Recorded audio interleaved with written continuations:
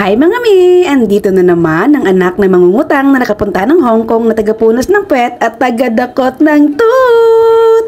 For today's video ay continuation ito ng ating Shung Shao Island Escapade. And sa araw na yan ay tinry namin yung famous sa Korea na ice cream na mini melts. Pero alam nyo ba na hindi siya talaga sa Korea nag-originate?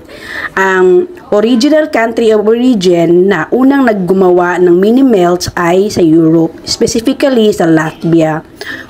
Tinatayang more than 100 years nang ginagawa ito ng Latvian factory. At noong 1997 ay nag-produce din ang Korea ng mini melts sa kanila. At sila ang nagpa-famous, sila ang naging dahilan kung bakit naging famous ang mini melts.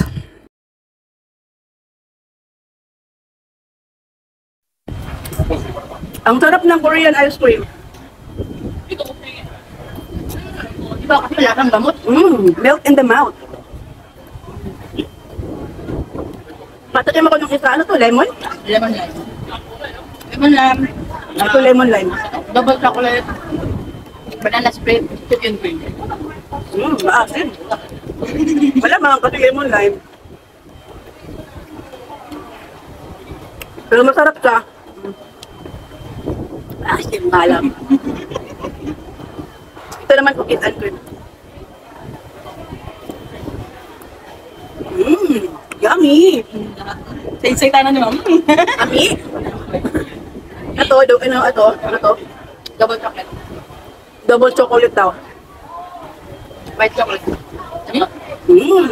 Yummy! Talaga yung pinunta natin sa Chow Chow. Ito lang talaga pinunta namin dito eh. Wala nito lang kita yung tanong eh. Pinamasahihan pa namin to. Ito lang talaga, namasahe lang kami dito ng $30,000 para kumain ng Korean ice cream. Tapos na kami sa Simjatsu at Samchow naman. Hindi na, magbabay na kayo. Bye-bye! Hi, we will enjoy this. I-enjoy daw muna namin kasi nahilis na mga guys. Ano ko nahilis? Natunaw. Ay, natunaw pala. Sorry. Natunaw na pala, hindi nahilis. At sa mga nandito sa Hong Kong, kung magawi kayo ng Shung Shao Island, itry nyo ang mini melts. Hanggang dito na lang. Bye!